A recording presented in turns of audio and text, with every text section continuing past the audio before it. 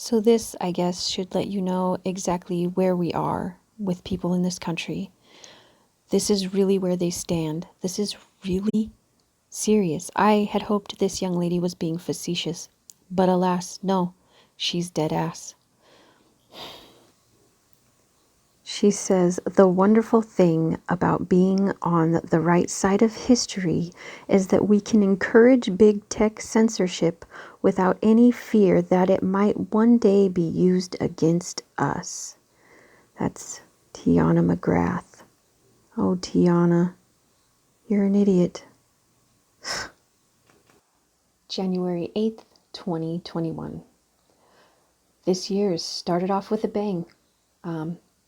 It's gone about as well as I anticipated it would. Although I gotta be honest with you, I did not see this shit coming. I really didn't. I'm all about the art of war and knowing your enemy and so on and so forth, but I did not anticipate this. I just never thought about it, I guess, which I'm a little embarrassed about, but, also, it is what it is. And realistically, what it is dirty. Dirty. Damn. These mother effers. I just don't. So Google removed Parlor. The app is gone. And unless Parlor agrees to censorship, to censor their users, they don't get to go back on Google Play. And also Apple App Store is going to remove them. So when we came up with Parlor and Rumble as alternatives and platforms for free speech, it never dawned on me that Google would fucking remove them. From USA Today, Google removes Parlor from App Store. Could also be removed from Apple's if it doesn't implement a moderation plan. Google removed the social media app Parlor Friday evening because it posed a, quote, public safety threat. The social network, launched in 2018, became popular among conservatives and an unmoderated home to more extreme views in 2020 when both Facebook and Twitter tightened up their content moderation and labeling. In order to protect user safety on Google Play, our long-standing policies require that apps displaying user-generated content have moderation policies and enforcement that removes egregious content like posts that incite violence, said a Google spokesperson in a statement to USA Today. We're aware of continued posting in the Parlor app that seeks to incite ongoing violence in the U.S. We recognize that there can be reasonable debate about content policies and that it can be difficult for apps to immediately remove all violative content. But for us to distribute an app through Google Play, we do require that apps implement robust moderation. For egregious content, the statement continued. Apple also threatened to remove Parlor from its App Store after failing to moderate incitements to violence and illegal activity, according to a notice obtained by multiple media sources. Apple reportedly ordered Parlor to implement a moderation plan and wipe, quote, objectionable content from its platform within the next 24 hours. Parlor CEO John Matthias said in a post on Thursday it was against the moves by Facebook and Twitter. It's clear that Facebook and Twitter believe that the ends justify the means. They believe the American people are weak. They insult our founding fathers by suggesting Zuckerberg and Dorsey know what is best for us. Parlor is not an arbiter of the truth. We believe in you, Matthias said. Parlor did not immediately respond to USA Today's request for comment, and Apple declined to comment. This wouldn't be the first time companies go head-to-head over discrepancies in practices. In 2018, PayPal banned the social network Gab from its platform after a gunman killed 11 people in a Pittsburgh synagogue. Gab, which predates Parlor, has not enjoyed the same amount of users as the newer platform after being removed from the Google and Apple stores. Other platforms like Snapchat also blocked Trump from posting, and Reddit suspended the popular subreddit Donald Trump. Holy shit, guys.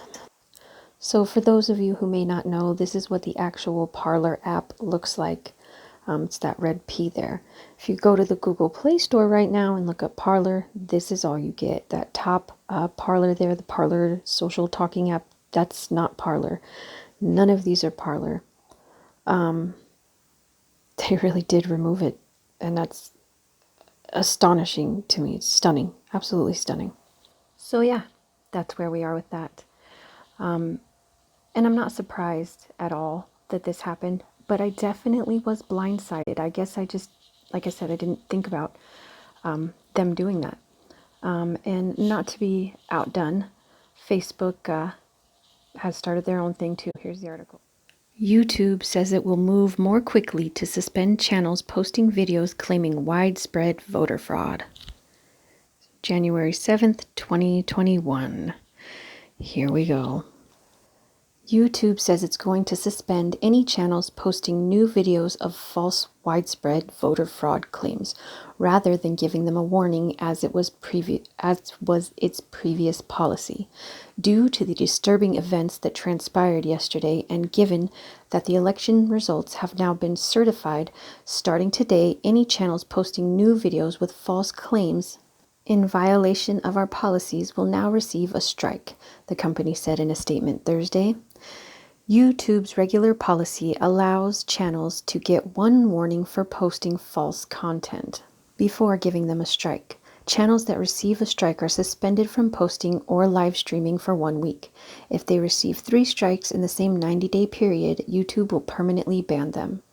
YouTube said that over the last month it has removed thousands of videos that spread misinformation claiming widespread voter fraud changed the results of the 2020 presidential election, including several videos President Donald Trump posted to his channel.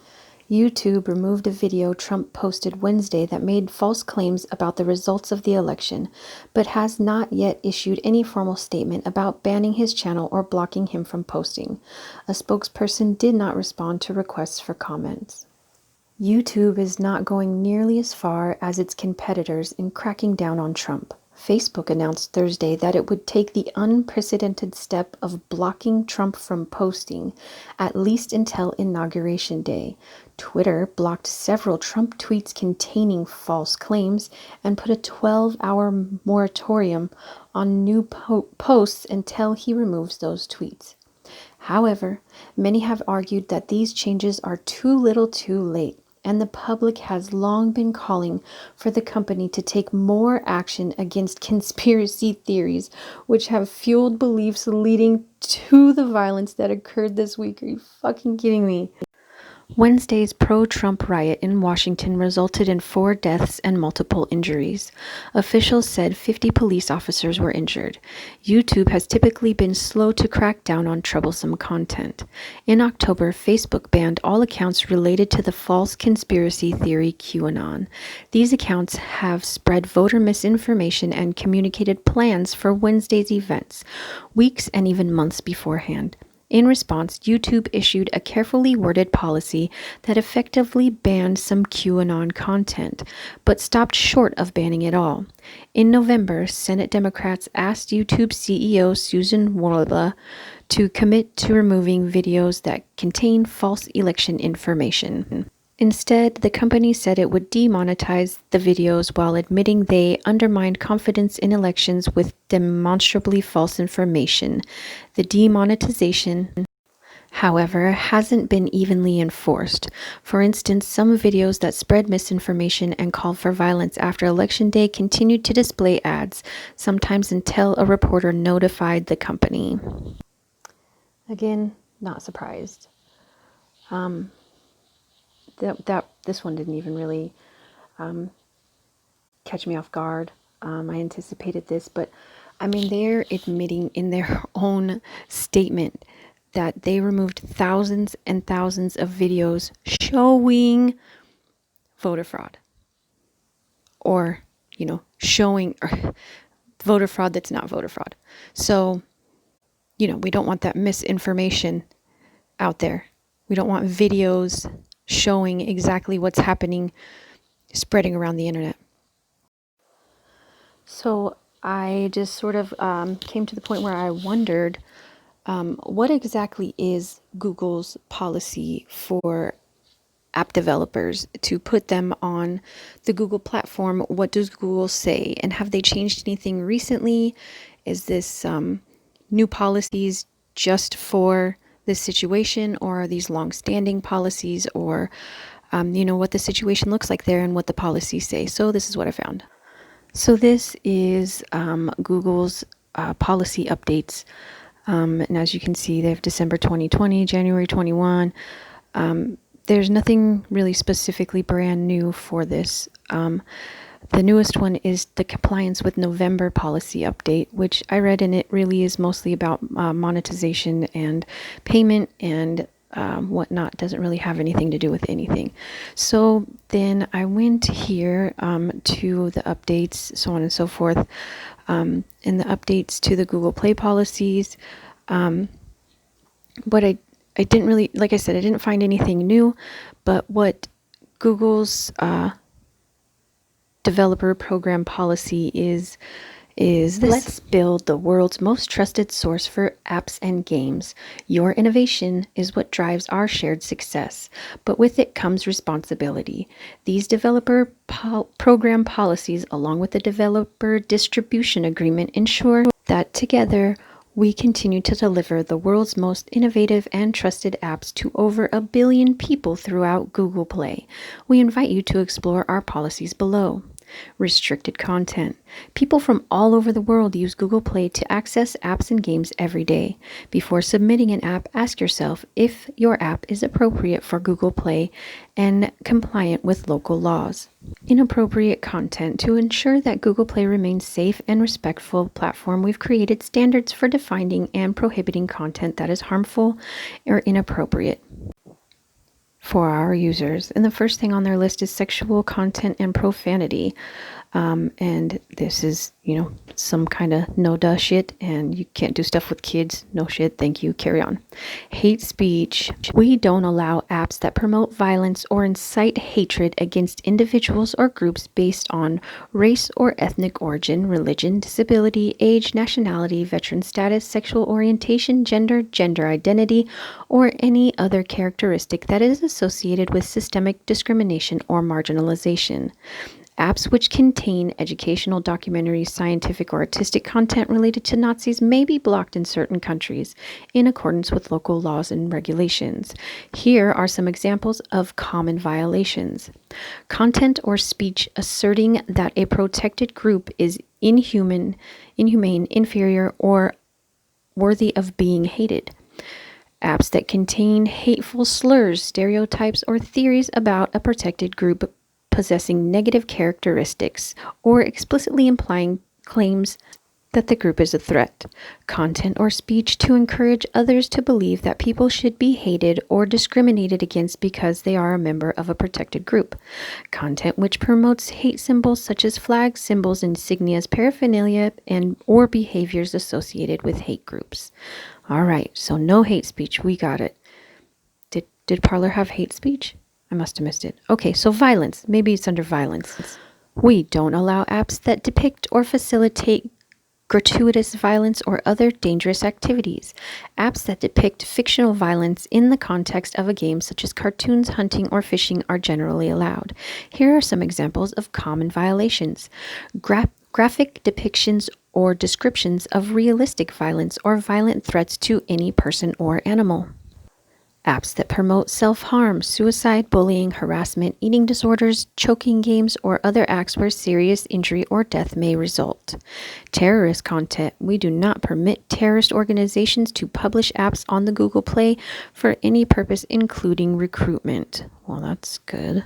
Sensitive events. We don't allow apps that lack reasonable sensitivity towards or capitalize on a natural disaster, atrocity, conflict, death, or other tragic event. Apps with content related to a sensitive event are generally allowed if that content has educational, documentary, scientific, or artistic value or intends to alert users or raise awareness for the sensitive event. Here are some examples of common violations: lacking sensitivity regarding the death of a real person, group, or people due to suicide, overdose, natural causes, etc. Denying a major tragic event. Appearing to profit from a tragic event with no discernible benefit to the victims. Bullying and harassment. We don't allow apps that contain or facilitate threats, harassment, or bullying. Here are some common violations: bullying victims of international or religious conflicts, content that seeks to exploit others, including extortion, blackmail, etc., posting content in order to humiliate someone publicly, harassing victims or their friends and families of I don't know what. Anyways, I didn't really find specifically where Parlor falls into this, but probably all of the above if that's what they want to say.